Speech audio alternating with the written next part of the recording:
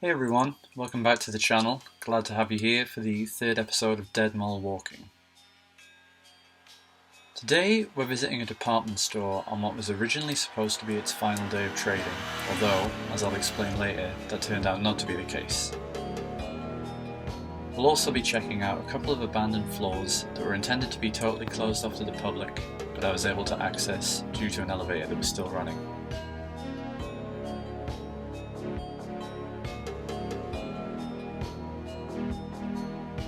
I've got something a little different than usual for you today, although maybe 2 episodes isn't long enough to build up a definition of usual, in that this footage was all shot using a GoPro clipped to a backpack rather than the trusty Osmo Pocket I usually use.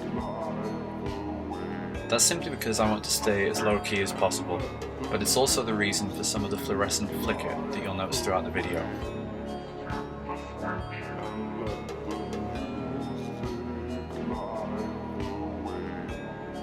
Let's get into a little background on the history of this place.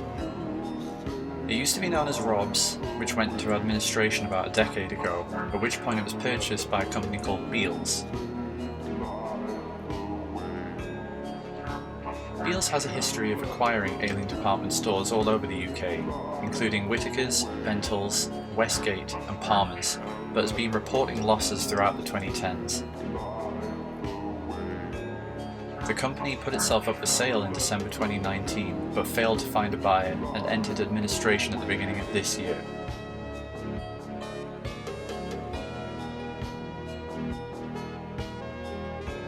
The company has been operated by the Beale family since its inception, but interestingly, in the middle of the 20th century it was operated by Frank Beale. What's notable about Frank Beale is that he trained at Macy's in New York. One of the things he brought back from Macy's was a strong focus on customer service, which has always been important here. In fact, the company's website asserts that there was never a warmer welcome than a Beale's welcome.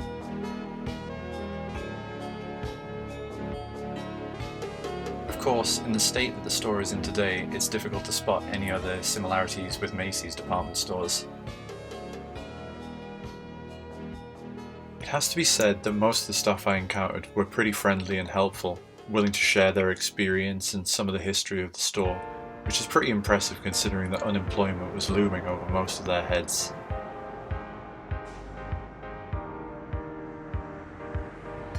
Elsewhere, some Beale stores continue to trade as normal, but this one was rebranded as an outlet centre and was originally due to close on the day I visited. I filmed this on Valentine's Day. What better way to spend that day than exploring this faded beauty? You'll see that although the store was pretty bare in places, there was still a lot of stock to shift, and ultimately closing was pushed back until the 24th of February. This isn't the first time that this store has escaped death at the last minute. It was originally due to close in April of last year, then again in September of last year, but was granted reprieves on both of those occasions. Unfortunately, it seems this time around there are no more last chances left. Beales officially stated that they are closing all of their remaining stores in March 2020 and its website has now been taken down. I can say with certainty that as of this video's publishing, this store has closed its doors for the final time.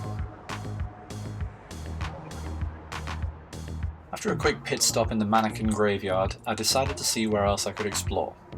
My first stop was a room full of old equipment that had been packaged up to be sent to other Beales stores, although given that they're now closing too, one wonders how useful this will be. I also found some freezers that I really hope will get a serious spring clean if they're ever going to be used again.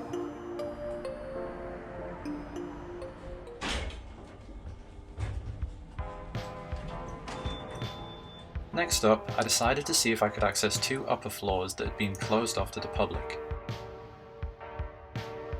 I found an elevator that was still running to these floors and headed off to visit what used to be a fashion department on the 2nd floor and what used to be a toy department on the 3rd floor.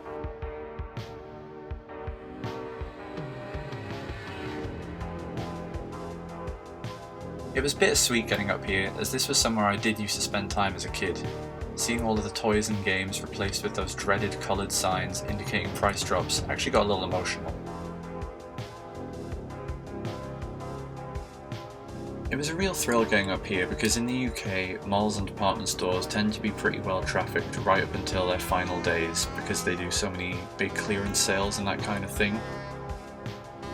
Being able to find floors that were completely cleared out like this is not all that common, although it's something that I have seen when I've been over in the US. So it was really cool to check out, and it was something a little bit different. They still had music playing up here, although the speakers sounded really worse for wear, but unfortunately I had to cut that out for copyright reasons because they were playing some 80s jams that I'm sure you would all know and love if they were still playing. All of the music in this video was provided by Stevia, who does some really cool mall-soft retro wave kind of stuff, which I'll link in the description below. I'll let you guys enjoy that rather than talking over this tour of the upstairs abandoned floors.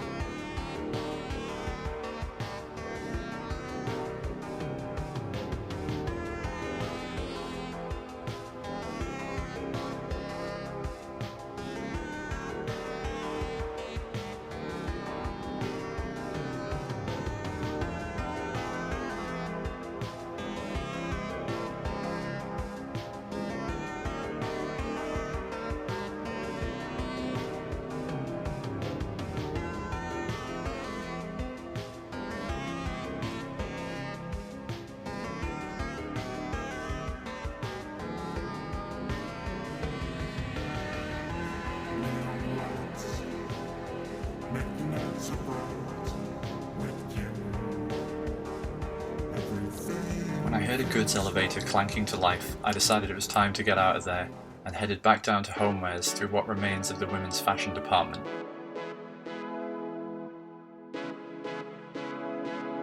There are rumours that apartments will be taking the place of this store, although for now, no one seems exactly sure what's next for the building. The only thing we can be sure of is that this store's departure won't help an ailing high street, which we'll see a little bit later in the video. As is often the case with these kind of clearance sales, it was a real mixed bag as to what you would find. Some stuff was marked down, making it a really good bargain. Other stuff didn't even seem to be reduced by that much. Especially the brand name items, you get the impression that they were hoping they wouldn't sell so they could ship them off somewhere else.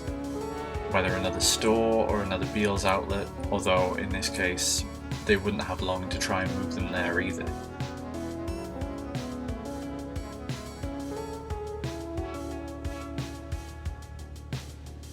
You may have noticed a sign above for the post office, which was still running at the back of the store at this point, although it does have to be said it seemed to pretty much be running on fumes.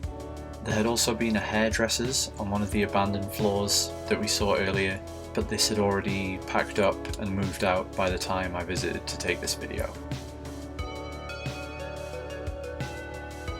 You'll see that in addition to sofas, bed frames and other furniture, the store was also selling off all of its fixtures and fittings.